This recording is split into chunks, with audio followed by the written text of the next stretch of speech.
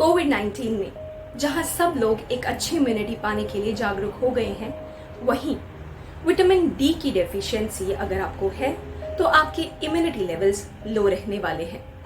Vitamin D आपके respiratory system के लिए एक बहुत इंपॉर्टेंट विटामिन है, तो कोरोना काल में विटामिन डी की डेफिशिएंसी आप बिल्कुल भी अफोर्ड नहीं कर सकते। क्या है विटामिन डी की डेफिशिएंसी के सिम्टम्स? आइए जानने की कोशिश करते हैं। नमस्कार, मैं हूं डॉक्टर ईशु और आप देख रहे हैं स्टे स्वस्थ। आइए जानते हैं क्या है विटामिन डी की डेफिशिएंसी के और सिम्टम्स। अगर आप बार बार बीमार पड़ते हैं, बहुत जल्दी बीमार पड़ते हैं और ठीक होने में जरूरत से ज्यादा वक्त लगाते हैं, तो आप विटामिन डी में डेफिशिएंट हो सकते हैं। इसके अलावा हर वक्त थकान महसूस करना, वीकनेस फील होना और एनर्जी लेवल्स लो रहना, एक्सेसिव हेयर फॉल या नॉर्मल से ज्यादा बाल झड़ना, शरीर में जगह जगह दर्द होना या बार बार लोअर बैक एक्स का होना, मसल क्रैम्पिंग्स होना या फिर बोन पेन और जॉइंट पेन होना, ये सब विटामिन डी की डेफिशिएंसी दर्शाता है। कैल्शियम सप्लीमेंट्स लेने के बावजूद भी कैल्शियम की डेफिशिएंसी पूरी न हो पाना, लॉस ऑफ एपेटाइट, अपना फेवरेट खाना सामने होने के बावजूद भी खाने का मन न होना, बार बार पेट में दर्द या नौजिया जैसी फीलिंग होना, हर वक्त उदास रहना, किसी चीज को भी करने में मन न लगना या डिप्रेस्ड रहना, फ्रीक्वेंट हेडेक्स या सर में दर्द रहना या फिर बार बार माइग्रेन अटैक्स का आना, frequent episodes of cold and cough का होना और ठीक होने में जरूरत से ज्यादा टाइम का लगना, इंसोम्निया या बहुत कोशिश करने के बाद भी नींद न आ पाना, चलने में डिफिकल्टी या लचक चलना। अगर आप चलने में डिफिकल्टी महसूस करते हैं या चलते वक्त लड़खड़ाते हैं या अपने आप को बैलेंस नहीं कर पाते, ये भी विटामिन डी की डेफिशिएंसी का एक सिम्टम है। अगर आप इन सिम्टम से रिलेट कर सकते हैं तो कहीं ना कहीं आप विटामिन डी में डेफिशिएंट हो सकते हैं। भारत में 70 से 90% की आबादी इस सनशाइन विटामिन में डेफिशिएंट है, क्योंकि विटामिन डी का मुख्य सोर्स सनलाइट है, इसीलिए इसे सनशाइन विटामिन भी कहा जाता है। सूर्य की अल्ट्रावायलेट बी रेडिएशंस जब आपकी नेकेड स्किन पर पड़ती हैं, तो स्किन के नीचे कोलेस्ट्रॉल लेयर विटामिन डी बनाने का काम करती है। ये विटामिन डी जाकर लीवर में स्टोर हो जाता है और जब विटामिन डी की जरूरत पड़ती है तो किडनीज में ये एक्टिव फॉर्म में कन्वर्ट होकर आपके इंटेस्टाइन में से कैल्शियम को एब्जॉर्ब कर आपकी हड्डियों में डिपॉजिट करवाता है। इसीलिए अगर आप विटामिन डी में डेफिशिएंट हैं, तो आप कितने भी कैल्शियम सप्लीमेंट्स खा लें, आपके विटामिन डी के लेवल्स इंप्रूव नहीं हो पाएंगे।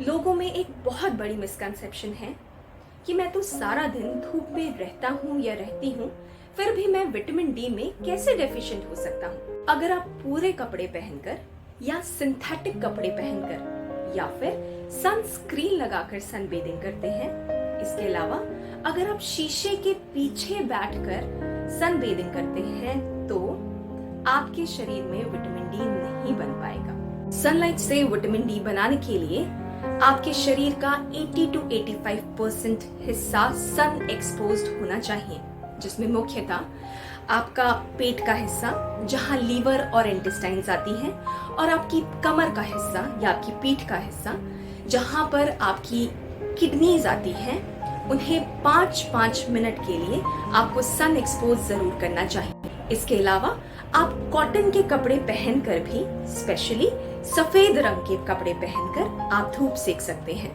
अगर आप शीशे के पीछे बैठकर धूप लेते हैं तो अल्ट्रावायलेट बी रेडिएशन वापस रिफ्लेक्ट हो जाती हैं और आपकी स्किन तक नहीं पहुंच पाती। इस वजह से आपके शरीर में विटामिन बी नहीं बन पाएगा। भारत में पहले महिलाएं साड़ी पहनती थी, जिसकी वजह से उनके पेट का हिस्सा या उनकी कमर का हिस्सा सन एक्सपोज रहता था जब भी वो काम करती थी और विटामिन डी की डेफिशिएंसी कम देखने को मिलती थी। लेकिन आज मैक्सिमम फीमेल्स विटामिन डी में डेफिशिएंट हैं।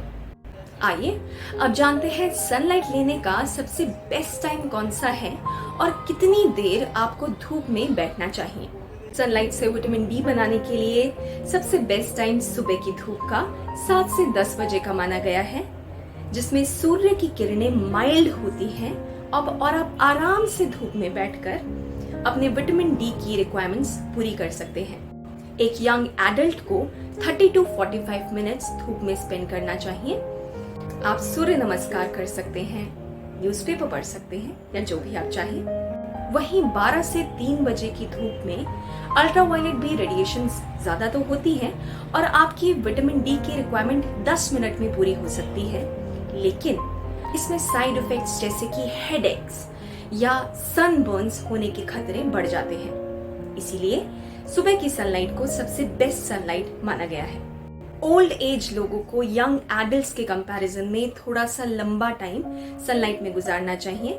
अगर यंग एडल्ट की रिक्वायरमेंट 30 to 45 मिनट्स है तो वो एक ओल्ड एज इंसान के लिए 1 से 1.5 घंटा धूप में स्पेंड करना जरूरी होता है। वहीं अगर आप डार्क स्किन हैं तो स्किन में मेलानिन पिगमेंट का कंटेंट ज्यादा होने की वजह से सनलाइट ज्यादा अच्छी तरह से पेनिट्रेट नहीं कर पाती या ज्यादा वक्त लगाती है।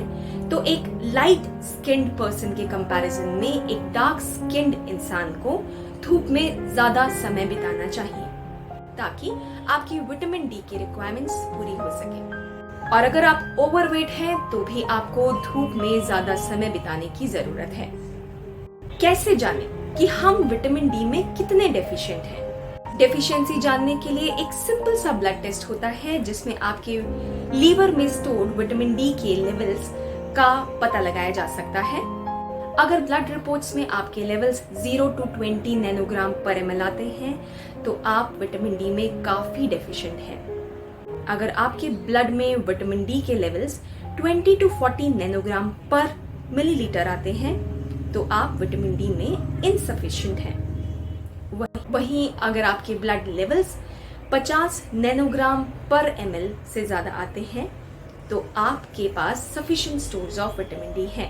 एक्सपर्ट्स का मानना है कि बोन फ्रैक्चर के रिस्क से बचने के लिए एक इंसान के शरीर में 32 नैनोग्राम पर मिलीलीटर विटामिन डी होना ही चाहिए। सनलाइट के अलावा कुछ डाइटरी सोर्सेज भी हैं जो कि आपके विटामिन डी लेवल्स को बूस्ट कर सकते हैं।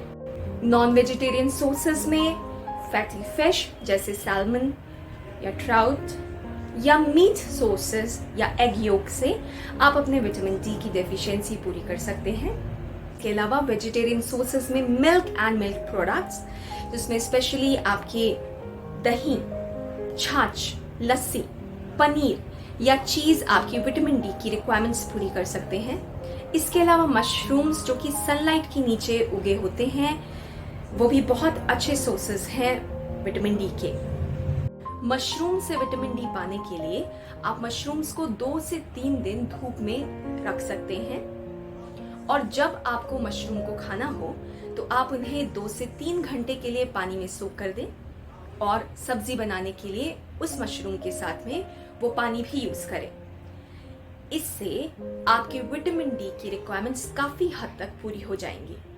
एक्सपर्ट्स के अनुसार एक एडल्ट की विटामिन डी की डेली रिक्वायरमेंट 1000 से 4000 इंटरनेशनल यूनिट पर डे होती है, या फिर आप वीकली या हफ्ते में एक बार 60,000 इंटरनेशनल यूनिट विटामिन डी 3 महीने तक ले सकते हैं। विटामिन डी एक फैट सॉल्युबल विटामिन है, तो इसीलिए जब भी आप विटामिन डी का सप्लीमेंट लें तो उसे दूध या दही में मिलाकर ही लें ताकि उसकी एब्जॉर्प्शन बेटर हो।